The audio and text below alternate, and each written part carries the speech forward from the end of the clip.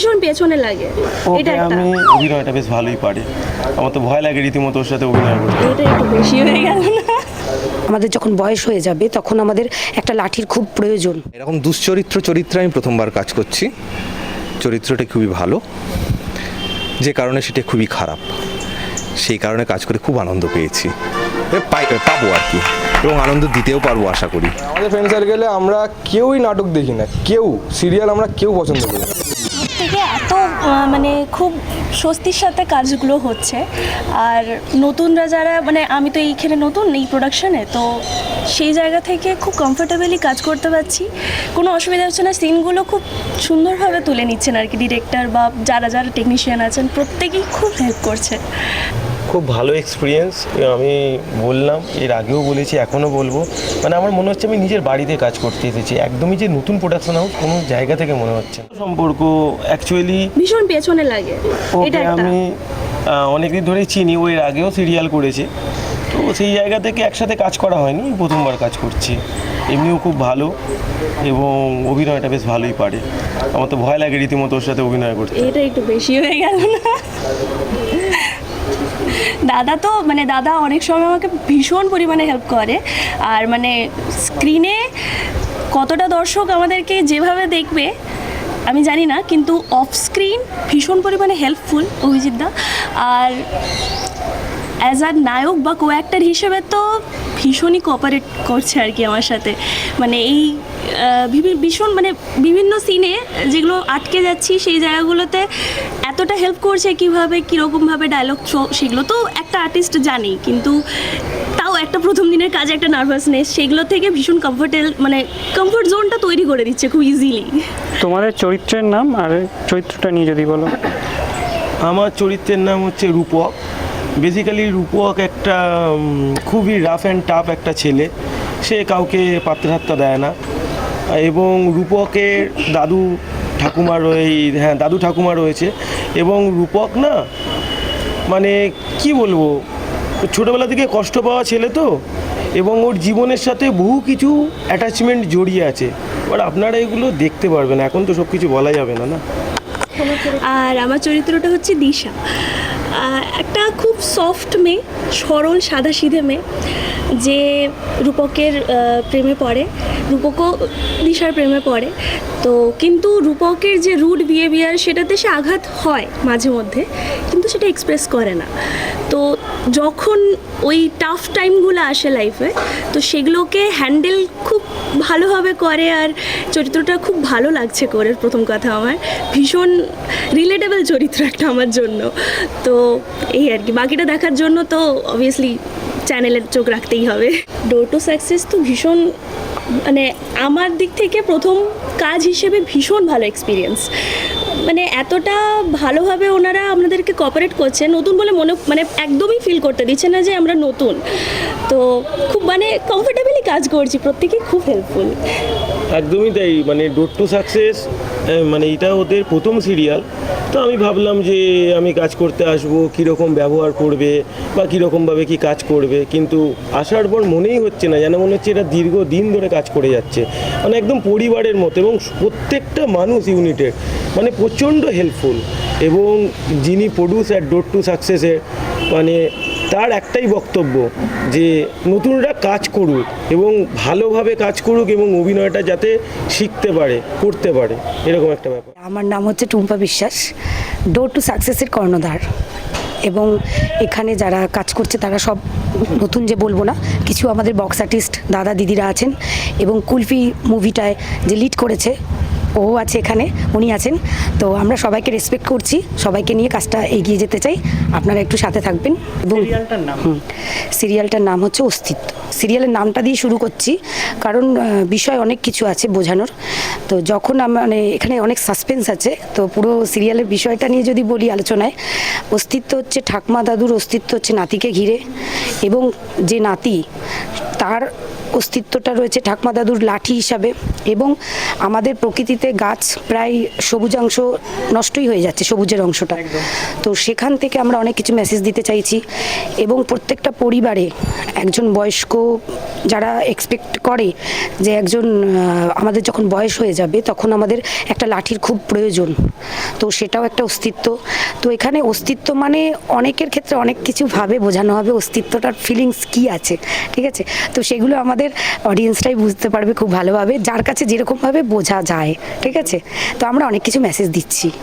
যারা যোগাযোগ করতে চাইবে ডোর টু সাকসেসের সাথে অবশ্যই তারা কানেকশন করবে, কানেক্টেড হবে। এবং আরও যারা, আমি মনে করি এখানে সবাই প্রায় অনেকেই আছে যারা নতুন, কিন্তু আমরা সেইভাবেই তাদেরকে কাজ করিয়ে নিচ্ছি যাতে তাদেরকে যেন নতুন বলে মনে হয় না, ঠিক আছে? তো অভিনয় ক্ষমতা সবার মধ্যে আছে, কিন্তু একটা হয় না যে ঠিক প্লেসমেন্ট তারা পায় না। তো আমরা সেই প্লেসমেন্টটা করতে চাইছি, দিতে চাইছি। এবং যারা আমাদের সাথে যুক্ত হতে চাইছে অবশ্যই আমাদের সাথে যুক্ত হতে পারে। নিজেদের মধ্যে যদি সেই যোগ্যতা থাকে তাহলে কেন বন্ধ করে রাখছে? তারা নিজেরা আসুক, আমাদের সাথে যোগাযোগ করুক, ঠিক আছে? অ্যাকচুয়ালি বলতে গেলে আমরা সবাই মানে নিউ জেনারেশনে একটু নতুন কিছু চেষ্টা করছিলাম, সবাই নতুন কিছুই চায়। তো মানে আমাদের গ্লোবাল ওয়ার্মিং থেকে শুরু করে যা কিছু অবস্থা, বাকি তো স্টোরিতে আমি জাস্ট শর্টে বলছি। এখন আমার গল্পটা হচ্ছে গাছকে নিয়ে। তো গাছের যা অবস্থা, গাছ আমরা আমাদের স্বার্থে গাছের যে মানে আমাদের স্বার্থে গাছকে আমরা কাটছি, এবং নিজেদের স্বার্থে আমরা গাছ কেন, সারা পৃথিবীরই আমরা অবস্থা খারাপ করছি। তো একটা সোশ্যাল মেসেজ এই আমার সিরিয়ালের মধ্যে রয়েছে, আমার এই গল্পের মধ্যে রয়েছে। এবার বাকি দর্শকদের ওপর, দর্শকরা কীভাবে নেবে। দাদা, এখনকার সিরিয়ালগুলো দেখা যায় 3-4টে করে বিয়ে, পরকীয়া, তো সেইখানে একটা নতুনত্ব মানে চিন্তাভাবনা, এই চিন্তাভাবনাটা কেন? এই চিন্তাভাবনা এটাই, আমাদের জেনারেশন এগুলো পছন্দ করে না, আর আমরা এগুলো একঘেয়েমি দেখে দেখে ভালো লাগছে না। আর এবার আমি চাইছিলাম আমাদের মানে ফ্রেন্ড সার্কেল অনেকটাই বড়, ঠিক আছে? এবার আমাদের ফ্রেন্ড সার্কেলে আমরা কেউই নাটক দেখি না, সিরিয়াল আমরা কেউ পছন্দ করি না। তো সিরিয়ালের মধ্যে যদি আমাদের আনতে হয়, বা আমাদের সিরিয়ালের জগতের মধ্যে যদি আমাদের এই জেনারেশনকে একটুখানি মানে একটু ইনভেস্ট করতে হয়, নিজেদেরকে একটুখানি যদি, হ্যাঁ চলো একটা নতুন কিছু এসছে, একটু ভালো লাগছে দেখে, তো চেষ্টা করলাম একটা নতুন গল্প আনার, যেটার মধ্যে ফানি মানে কমেডি, রোমান্স, তারপর মানে একটা থ্রিলার, সাসপেন্স সব কিছু রয়েছে, একটা কম্প্যাক্ট একটা জিনিস দেওয়ার আর কি সবার কাছে। নমস্কার, আমি প্রত্যয় ঘোষ, আর আজকে একটা সিরিয়ালের নতুন কাজ করছি। মানে অভিজ্ঞতা বলতে আগেও করেছি টুম্পাদির সাথে। টুম্পাদি খুব একটা ভালো মানুষ, আর ডোর টু সাকসেস টুম্পাদির সাথে ছোটো ছোটো সিরিয়ালে কাজ করেছি। এবার একটুখানি কমেডি টাইপের ভালো একটা অভিনয়ে কাজ করছি। আচ্ছা, এখানে তোমার চরিত্রটা কি? হ্যাঁ, এখানে একটা বামুন বলে একটা ছেলে, ঠিক আছে, যার চরিত্র বলতে একটু কমেডি টাইপের, ফানি টাইপের ভিডিও বানায়, মানে ভিডিও করে, মানে মানুষকে একটু হাসায়। মানে কেউ ধরুন নিচে বসে আছে, কেউ মানে চিন্তা, এবং তো আমি গিয়ে তাকে সাসপেন্ড করি, মানে কমেডি কিছু। আর একটা মানে আলাদা সিরিয়ালগুলো হচ্ছে আমরা যে এখন বর্তমানে যে সিরিয়ালগুলো দেখছি তার থেকে পুরোটাই আলাদা। এটা সিরিয়ালের নাম হচ্ছে অস্তিত্ব। তো এই সিরিয়াল আমার ক্যারেক্টার হচ্ছে নায়কের মানে হিরোর, আমি ঠাকুমা। তো আমরা এই অস্তিত্বটা করছি, এই নতুন শুরু হয়েছে। তো আমাদের এখানকার টিম ওয়ার্ক ভীষণ ভালো, খুব সহযোগিতা করছে, এবং আগামী দিনে এইভাবে আমরা কাজ করে আরও উৎসাহ পাবো। আমাদের এই সিরিয়ালের প্রত্যেক মানুষ দেখুক, আমাদের আনন্দ দিক, উপভোগ করুক। আমি এখানে একজন বয়স্ক দাদুর অভিনয় করছি আর কি, বয়স্ক মানুষের। তো নায়কের দাদু হয়েছি আমি। তো এখানে এত ঘরোয়া পরিবেশে কাজ করছি, প্রত্যেককে নিজের আত্মীয় বলে মনে হচ্ছে, এবং ডোর টু সাকসেস থেকে এটা প্রডিউস করা হচ্ছে, এবং খুব আমি এনজয় করছি। আর আরেকটা জিনিস যেটা নতুন আঙ্গিকে ধরা পড়েছে, সেটা হচ্ছে যে মানুষের কাছে গাছ যে পরম বন্ধু, সেই বার্তাটা মানুষের কাছে পৌঁছে দেওয়ার জন্য এই অস্তিত্ব সিরিয়ালটার মাধ্যমে দেখানো হচ্ছে। এটা অত্যন্ত ভালো দিক আমি মনে করি, এবং সমাজের কাছে যে নতুন একটা বার্তা আমরা পৌঁছে দিতে পারছি, এটা আমার কাছে খুব ভালো লাগছে। যে মানুষের সঙ্গে গাছের একটা সম্পর্ক, তো গাছ আমাদের এই মুহূর্তে এখন প্রচণ্ড পরিমাণে কমতে চলেছে, তার জন্য পৃথিবীর ভারসাম্য রক্ষা হচ্ছে না। তো এটারই ভিত্তি করে এই গল্পটা খুব ভালো একটা সাবজেক্ট নিয়ে গল্প। ডোর টু সাকসেস যে এই প্রোডাকশন হাউস এই গল্পটা তুলে ধরেছে, এই গল্পটার ভিত্তিতে যে মেগা সিরিয়ালটা ধারাবাহিকটা আসতে চলেছে, এটাই সবথেকে বড় ব্যাপার। তো গাছপালাও এই ধ্বংসের একটা প্রতিশোধ নিতে চাইছে।